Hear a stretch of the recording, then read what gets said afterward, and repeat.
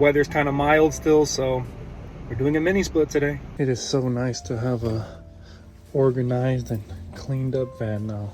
Pretty chill day today. This is the only call I have. It's been pretty slow, so I'm kind of looking forward to the winter vortex that we're getting. It's gonna be nice to get some work.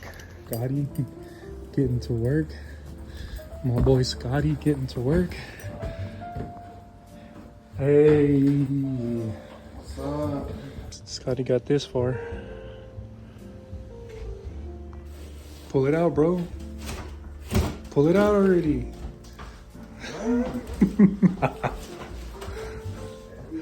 Pull out game strong. Pull out game strong. 1, 2. We're replacing this premium Lavella with a Mitsubishi, baby. This right here is something that I keep in my bag all the time, and I really do believe that if you're a service technician, you should have this tool. This is a magnetic stud finder.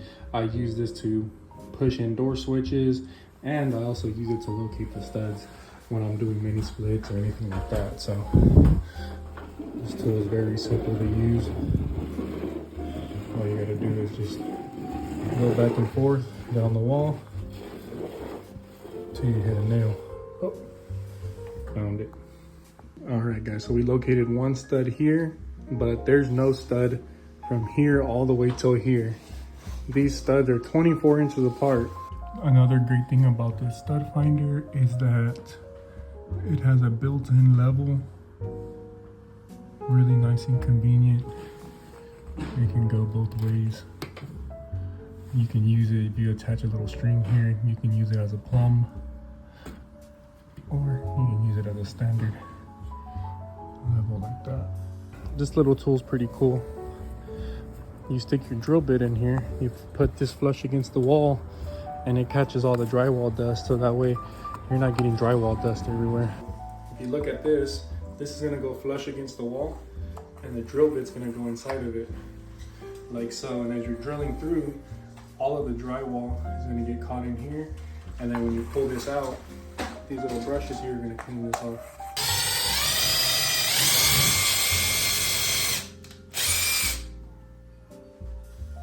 Damn, that's nice.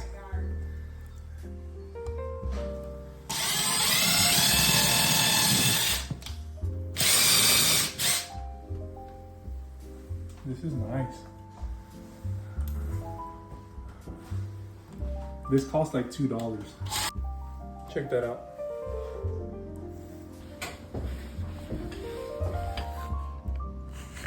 All right. Right there. Oh, shit. It's all good. We're good. Let's see if my training was worth anything. Nope. No? Nope, you're gonna break it though. You see those little tabs in the inside of them? Yeah, pop that one out. No, pop the other one out. No. And then I can... No, pull it this way from that side. Yeah. No.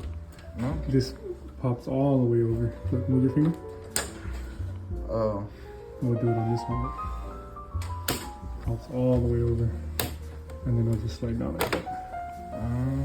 Yeah, now you're gonna pull, like push down and pull towards you. Push down? Yeah, push down and pull towards you. There we go. There we go.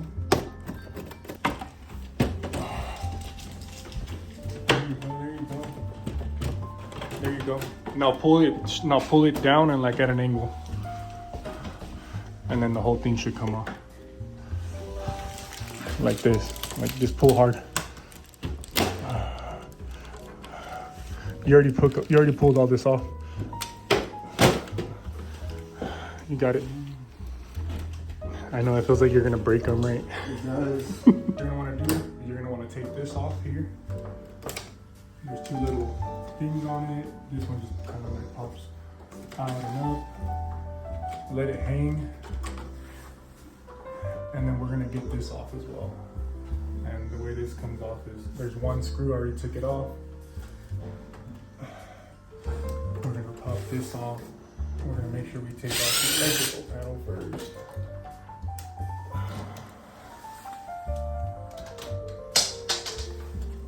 And then this will pop straight off like that. And then that's where you run your, this is where you're gonna run your high voltage through.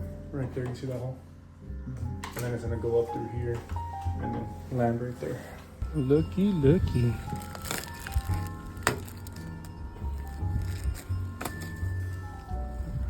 Definitely not putting train stickers on it.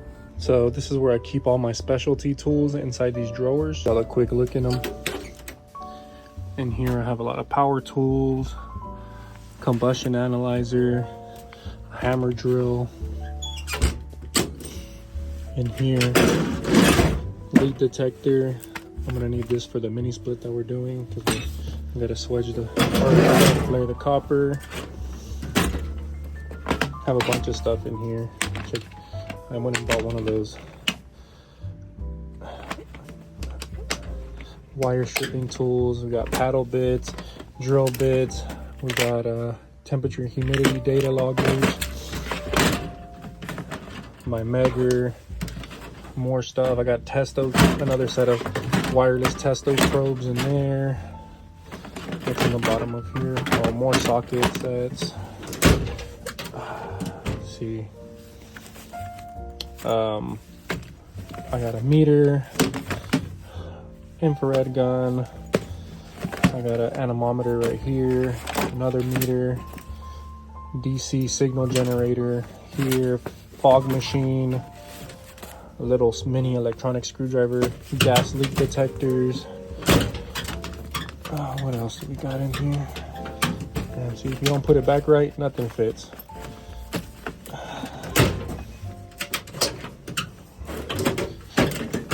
Oh, and then I have a regular manometer just for testing gas pressures. And then I have my dual port manometer right here. Manometer pressure switch tester right here by Fieldpiece. And then we have an ECM motor tester. So just a little glimpse of all the tools that I keep in my van at any given time. A lot of the tools you might use once or twice a year, but man, when you have those tools, it really does make your job easier. Because you never know what you're going to encounter, guys. I specifically bought this tubing bender for mini splits. This fits the lines very easily and easy to use, man. This one is great because it goes 180 degrees versus the other ones that stop at 90.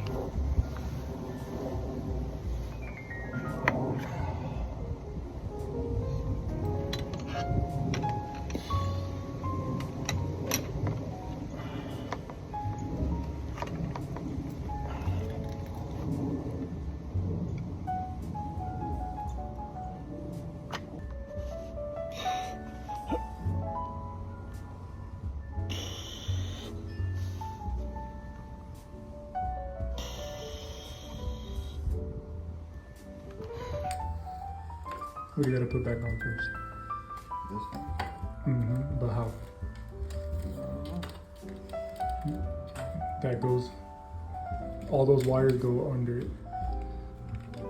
No, they go in there. Those wires go in there. Oh, they do? Yeah, so that piece right there, flip it, like pull it around, all those wires. Okay, go underneath. Go underneath all those wires. There you go. You see that little dimple? There's a little dimple on the look to the right. You see a little dimple in that hole? That hole and that dimple will align with each other when you push it in. Don't be scared. Push it in. There you go. Now you just reroute all those wires through those little channels. There we go. Perfect. Okay, and now what you're gonna do is, you see that little black bar right there? Yeah, there's a little, that is gonna hook right there. You see that? There you go. But you're gonna stick it in the top first, and then you're gonna hook it, and then that clips on there. Perfect. And now you put that. This goes, right? Then that goes there. Yep. But that hooks on the top. Oh no, you're good. You had it. You had it right. Yeah, once you, there it is. There, hooks on the side. There you go. These flaring tools are my favorite. Makes it so easy.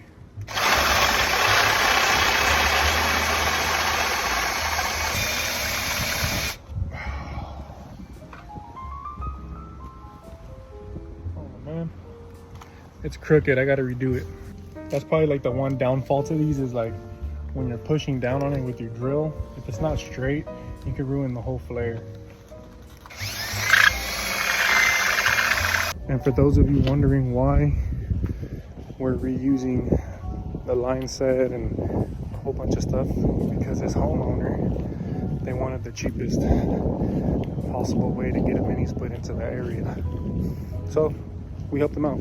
Copper lines were good still, electrical was still good, everything else was usable, but it just needs a new mini split. So now we got to grab the vacuum pump, our torque wrench, our evacuation kit. All right guys, so we have 1/4 inch and 3/8 inch copper for our line sets, and we need to torque it down to 17.7 Newton meters. Since it gives us a range, I'm gonna just make sure that I get it as close to that higher end range as possible. We don't want any leaks on these flares. Let's go ahead and power this up. See, I've used it before, so we're gonna go 17.2.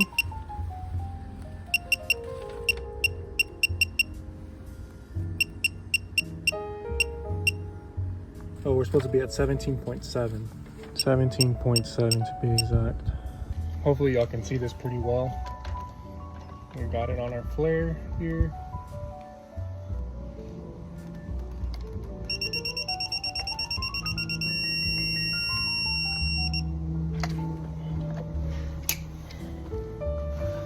Just do that one more time to confirm, make sure that we're sitting exactly where we need to be at. Perfect. Now let's go ahead and set this to 41.2.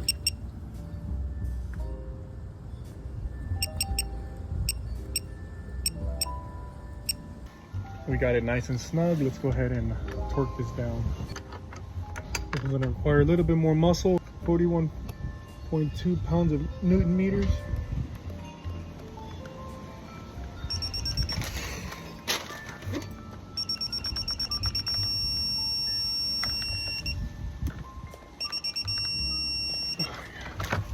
Alright guys, so since we're going to be reusing this copper, I'm going to go ahead and just re-insulate these lines here. I'm going to take off all this white shit and put some armor flex on it to make it look a little bit nicer. And then I'm also going to kind of cut this back so that we don't have this little loop right here. I hate this. This insulation is the worst.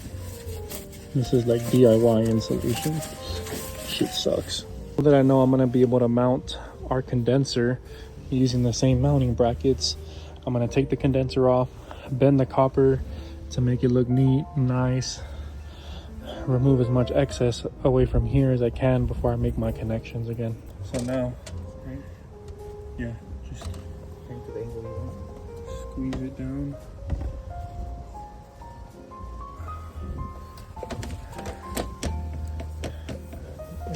Bends it nice,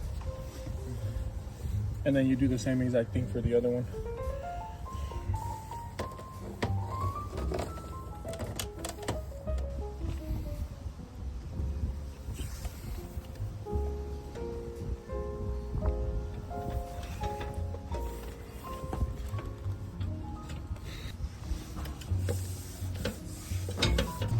Scotty didn't like the way that this was coming out of the wall here. So we're gonna put a disconnect so we have a service disconnect on the system.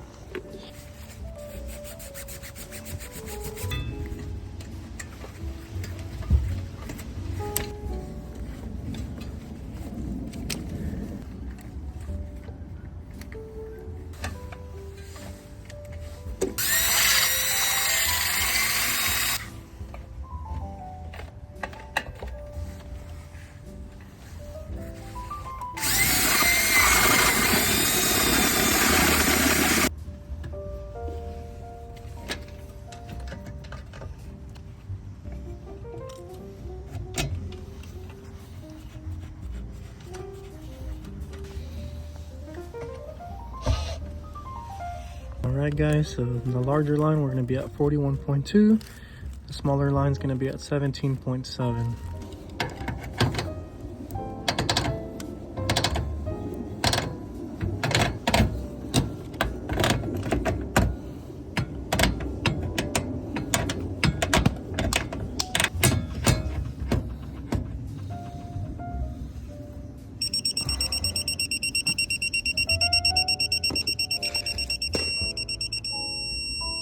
Now that we got that one, let's go ahead and get it at 17.7. And this is all you need to do, guys, for your flare joints. You don't need no nylog or none of that stuff. I'm just trying to sell you some shit.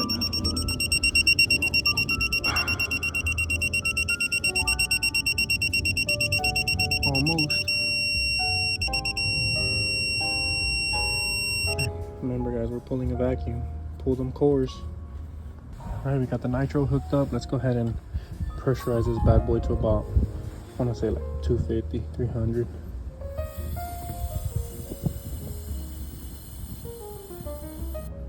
I'm gonna get it to about 350.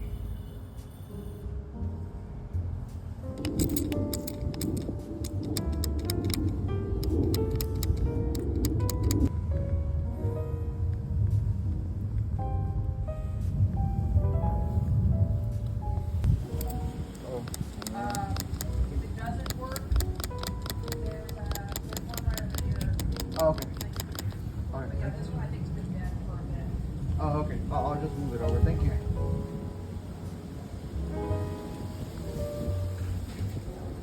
No leaks. Still no leaks. No micro bubbles or anything have formed on either line. Same here. Nothing. So no leaks were detected.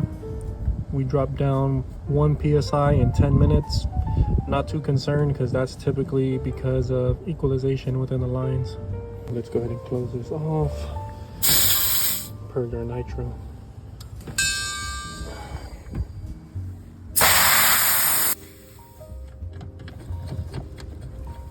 Put the core remover. That's rated down to 20 microns. This thing is great, love it. Has a spot for my micron gauge right here.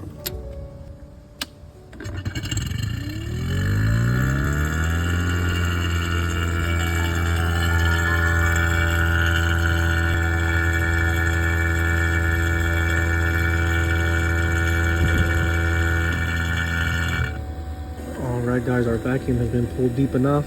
It's at 96 microns. Let's go ahead and close this off and do our decay test. When you have the right setup, I mean, I've been only pulling this vacuum for maybe 10 minutes, 15 minutes at the most. Let's take a look at our decay test. We're at 189 microns. Let's go ahead and let it sit for a little bit longer. All right, vacuum is pulled back down. Decay test passed with flying colors. Now we're gonna go ahead and open up our valves.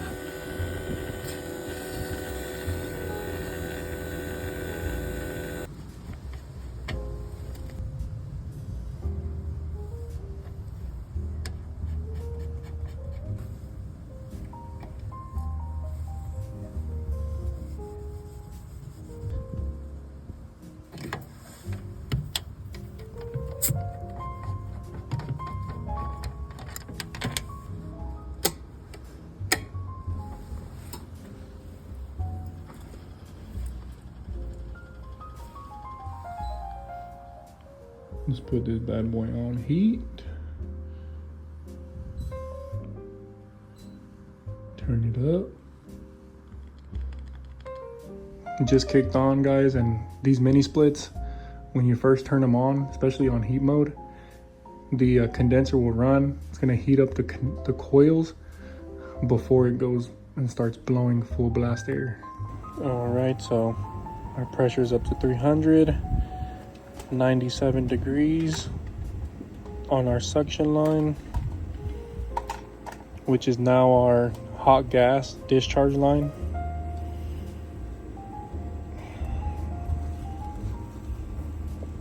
And we haven't added any refrigerant because we don't need to.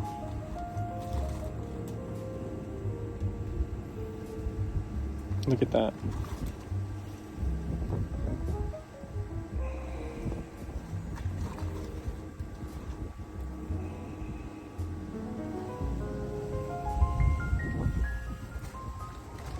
Look how high these pressures are getting. When that blower kicks on, you'll notice it. There it is. You saw that? That's how you know that blower kicked on, because the pressures were really high and now they're coming down because we're moving some air. Now we're blowing tons of air. You can feel it.